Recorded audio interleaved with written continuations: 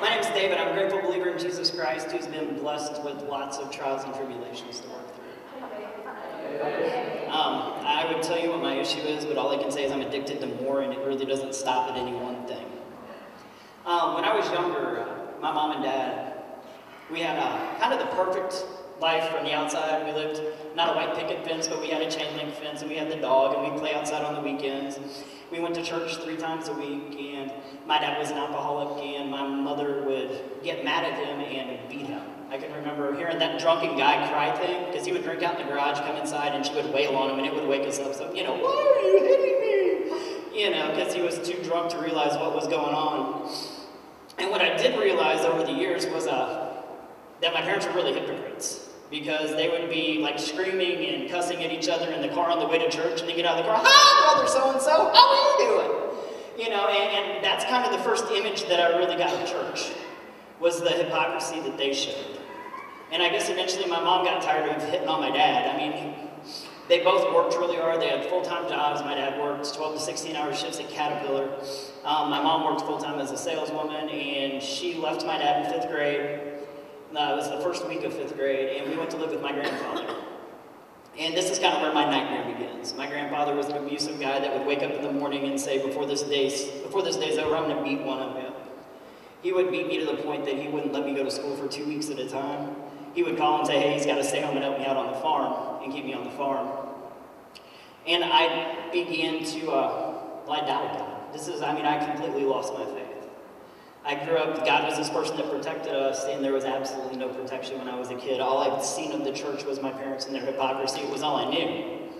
So, an agnostic was kind of created. I wouldn't say I was an atheist ever. I always knew there was something, but I knew that there wasn't a loving, caring God out there, or why would this happen to me?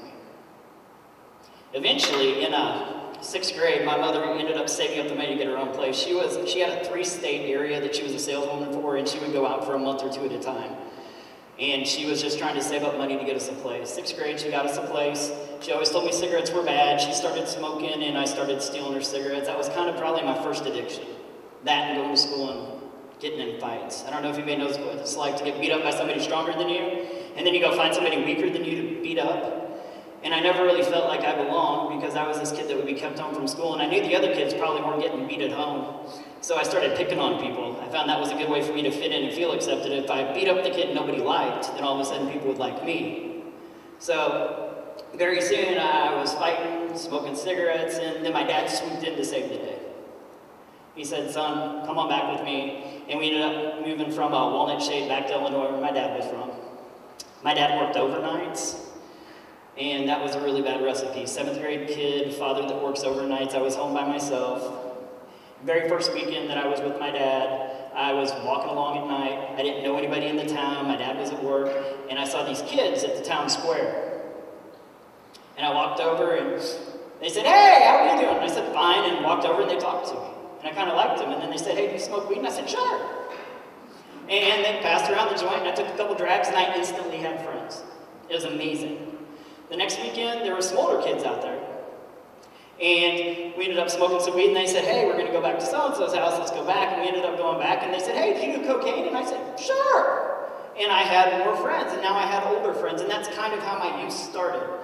I would say I used kind of to fit in. I saw other people having fun, I found a way to have friends, and that's why I used. And it kind of became a regular thing. The cocaine wasn't that regular, but many things, marijuana, alcohol, fights, and promiscuity. Yeah. That's a big word for saying that I guess when I was a kid I slept with a lot of people, because that's kind of what everybody else did. And it kind of progressed. Fights. Now I was a popular kid because I did drugs and because I fought. And my senior year I got into a lot of legal trouble. They brought me in to question me for something that I hadn't done. And over in the corner I saw stuff that I had done. Like we would go out and we'd break into homes and destroy things. Just kind of malicious. We called them rainbow missions, don't ask me why. And as they're questioning me for this, I'm like, no, I didn't do this, but I see things in people's yards and things from people's houses that I remember destroying. And instead of them coming after me, I decided I'd go live with my mom. So my senior year, I moved back to Missouri, back to Branson, and everything's going to be better. I got away from many things. I got away from marijuana. I got away from alcohol. Because when we move, everything stays there and doesn't come with us, right? Yeah, exactly. Unfortunately, that didn't happen. In fact, I got introduced to methamphetamine when I moved back my senior year. I was actually a pretty smart kid. I had really good grades. I had over a 4.0 my senior year when I dropped out of school because partying took over, meth took over, and I couldn't focus on school anymore. It just wasn't important. And over the years, they tried things for the next couple of years. They tried Scared Straight. I got to go to Jeff City and a bus full of people, and when we got back, I got high in the parking lot of my probation officers. They tried a house arrest, and of course I just had people bring stuff into me. They tried probation, it didn't work. Finally I took off. I got sick and tired of reporting to my PO. I took off for a year, and I came to him right before Christmas in December. And I remember asking, his name was John Faber, and I'm like, can I speak to John Faber? And they said, it'll be a minute. And he came out, he said, what are you doing, David? And I said, I'm ready to go to prison. And he didn't disappoint me. He said, well, you have to wait. I'm going to have to call somebody to pick you up. I said, okay. So I sat there and waited, and Don Swan came and picked me up, and he took me to Taney County, and my lawyer came in, and he said, you know, all the times I've gotten you off, because I had burglaries, breaking and entries, just stupid stuff. Like, we would break into a place drunk and high and steal munchies, like on Sandy Lane Boat Dock, and then we dressed up with their pirate suits and had a sword fight in the middle of downtown Branson. 3 in the morning. Yeah, you're not asking to get arrested. You know, but those are the types of things that we did, and we thought that everything would be great. Well, this time it really wasn't great. I ended up going to prison. I turned 21 in Boonville. I spent about 16 months there. And I will tell you, I definitely changed my life around. Because when you go to prison, everything changes and you get better, right? You find God, and you start going to recovery meetings because that's what the parole board really wants to hear, so that they'll let you out. So I did everything I was supposed to do. I went to church, didn't believe in God. But I went to church. I went to the little recovery meetings that they had in there, and when I got out, I was drunk half an hour after I got out of prison. I had a needle in my arm that night. It was the first time I'd ever shot up, but everybody in prison told me how great it was. I did acquire a skill in there. I had a bunch of people that shared recipes on how to manufacture meth, which is something I'd never done. And I made plans to hook up with some of them when I got out so they could actually show me how to cook. So, first night I was out, went from Boonville back to Springfield and ended up hooking up with them, ended up shooting up for the first time. And I will say it goes downhill from there. 22, like maybe 6-8 months later, I had a Firebird that I bought. And I went to a party on Bear Mountain. We got kicked out, and we all went to an after party, and I was headed off to the after party in a rush, and somewhere along the way I passed out, and I hit a ditch and a guardrail, and it kind of acted like a ramp. I flew my Firebird 97 feet, got 32 feet in the air. It flies really well, it doesn't land that good. They didn't tell me that when they put the wings on the side of the car. And I ended up dying 3 times in the ambulance. And you think that that would change me, right? Wouldn't that help? I mean, you died, and you got brought back. I never saw a white light. I probably should have been scared right there, but you know. Just saying, I mean, I heard him pronounce me dead and all I saw was black, and that's probably not a good sign because everybody talks about this white tunnel. I didn't have a white tunnel. It's kind of scary, I guess.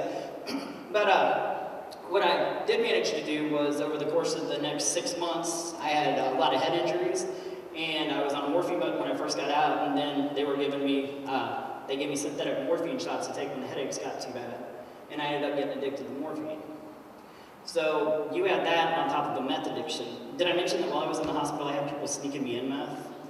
So I could get high because I never stopped, you know? And it got to the point where I was having to shoot up more meth to keep up with the morphine. It was kind of an up and down thing. I'd love to tell you that I'm bipolar, which I'm diagnosed with and I self-medicated, but that's not the truth. That would be a crutch, that would be a way for me not to be accountable. You know, I love drugs, I love the way they made me feel at the time. That's all I really wanted to do. So, now I'm addicted to opiates, I'm addicted to meth. I got to the point where I was staying up for 6 days and I'd sleep on Sunday. I joked with everybody because I was agnostic. I'm like, if God gets a Sabbath day, so do I. I get a day of rest. I know, I'm kind of sacrilegious, but it's what I did. You know, and it ended up getting so bad that at one point, I lost the will to live. I wanted to quit. I didn't know how to quit. My sister actually came to my house and had to dial 911. She found me passed out in a bathtub in a pool of blood after I'd slashed both my wrists. And you think that would do something to stop me. because like I said, I'm diagnosed bipolar. I've been diagnosed with bipolar with psychotic features, antisocial personality disorder, major depressive disorder, borderline personality, schizoaffective. I have more diagnosis than anything, but in all honesty, I think it's just the evil that's created whenever you put a needle inside of your skin. I think that really brings out the devil, and I think it opens us up to demons, into possession, but that's a whole nother testimony. So I'd attempted suicide. They found me, and it didn't stop. I ended up 28 at my PO's office. I was really good at stopping right before I go to see my PO. I'd stop 3 days before I went to see my PO so that I could be clean, just in case she UA'd me. And eventually, it got so bad that I actually shot up right before I went to see my PO. I walked in and she said, if I UA'd you right now, what would I find? And I said, in all honesty, I don't know what you wouldn't find. And she gave me an opportunity. I ended up going to rehab at Larry Simmering. Back then it was just called Sigma House Branson. And I would love to say it changed me. I completed the residential program. I walked out, I was going to show everybody how changed I was, how wrong they were. I was ready to tackle the world. I ended up having an NA meeting in my house that met once a week.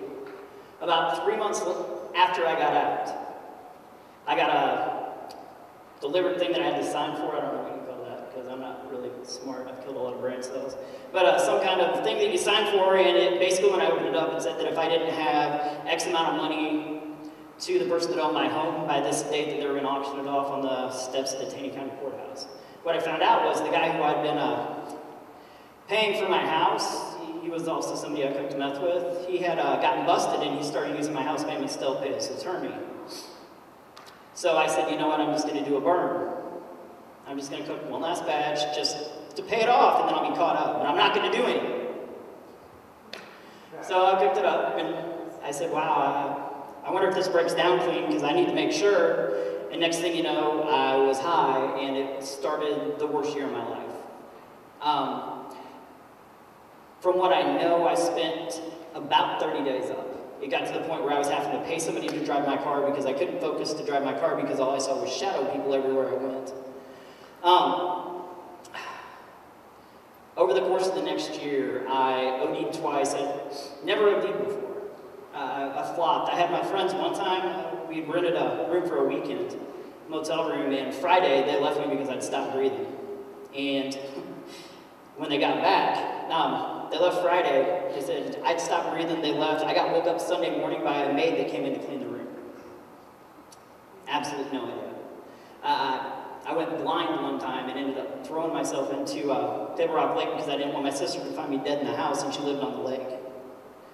I beat up a lot of friends. I had a lot of friends die over the course of that year. I probably saw half a dozen friends die in front of my eyes from ODs. I had friends that just disappeared, and we know what happens when people just disappear. Life kind of stunk. You know, it was horrible. And then I had a really bad thing happen. I had a drug deal in Joplin that went bad. One of my friends got shot, I shot a kid, and the next day I found out the kid that I'd shot had lived, and I got really upset about it. And I started thinking about it, and I went to talk to my sister, who was the only person in my life I could really depend on. She was my enabler, but she didn't do drugs. She always had a job. I would go there and trade cars with her if I thought my car was hot. I kept her prisoner in her house for a week because I thought people were outside trying to come in, and I wouldn't let her go out. I mean, I've put her through hell, you know. But that's kind of what we do to the people we love whenever we're in addiction. You know, they sit there and they wonder. And my sister told me something whenever I said, sis, I'm upset I didn't kill somebody. I got to stop doing this. I don't know what to do. Can you help me? She said, I don't ever want to see you again. She said, I am sick and tired of wondering whether you're alive or dead. I can't watch you kill yourself anymore. And when she talks now, she talks about my eyes being completely black. She said my lips were blue. She said my skin was chalk white. And she's like, I just can't do this anymore. So I went out and I did everything I could possibly get my hands on. Somehow didn't kill myself. I ended up packing stuff up, and I told my friends, listen, I'm going to go on a run down to Texas. I grabbed a rental car, duffel bag of clothes, I left Branson, and I never went back.